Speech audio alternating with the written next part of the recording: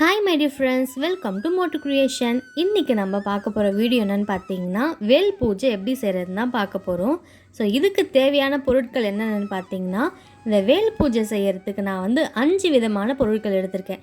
அது என்னென்னு பார்த்தீங்கன்னா, தயிர், பால், சந்தனம், விபூதி, தேன். இந்த 5 பொருளால் நான் பார்த்தீங்கன்னா இன்றைக்கி வேலுக்கு அபிஷேகம் பண்ணிகிட்ருக்கேன். ஸோ இன்றைக்கி தைப்பூசம். தைப்பூசம் அன்றைக்கி வேல் பூஜை செய்கிறது அவ்வளவும் சிறப்பு. ஏன்னு பார்த்தீங்கன்னா, அன்றைக்கி தான் முருகப்பெருமான் அவங்க அம்மா கிட்ட இருந்து வேல் வாங்கின நாள். அதனால தான் நம்ம தைப்பூசமாக கொண்டாடுறோம்.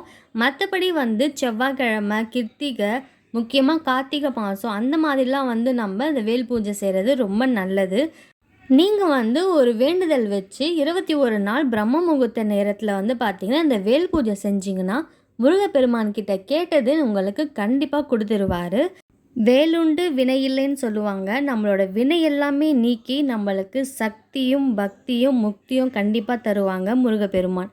இந்த பூஜை செய்யும் போதே நம்ம 108 போற்றி முருகப்பெருமான் படிக்கலாம். அப்படி இல்லைன்னா 108 வாட்டி ஓம் சரவண பவனும் சொல்லலாம். அப்படி இல்லைன்னா உங்களுக்கு பிடிச்ச கந்த சஷ்டி கவசமும் சொல்லலாம். அண்ட் முக்கியமாக ஒரு விஷயம் சொல்கிறேன், இந்த எலுமிச்சப்பழம் கண்டிப்பாக வேலில் குத்தி வைங்க, ரொம்ப ரொம்ப நல்லது. அண்ட் 108 வாட்டி நீங்கள் விபூதி அர்ச்சனை பண்ணிங்கன்னா உங்களோட உடல்நிலை கண்டிப்பாக சரியாகும். அதே மாதிரி குங்கத்தை வச்சு அர்ச்சனை பண்ணிங்கன்னா உங்களுக்கு நீங்கள் என்ன நினைக்கிறீங்களோ கண்டிப்பாக அது நடக்கும். செவ்வாய்க்கிழமை அன்னைக்கு கண்டிப்பாக முருகப்பெருமானை கும்பிடுங்க. முருகப்பெருமானோட ஆசீர்வாதம் எல்லாருக்கும் கிடைக்கணும்னு நான் வேண்டிக்கிறேன். இந்த வீடியோ பிடிச்சா சப்ஸ்கிரைப் பண்ணுங்கள். தேங்க்யூ.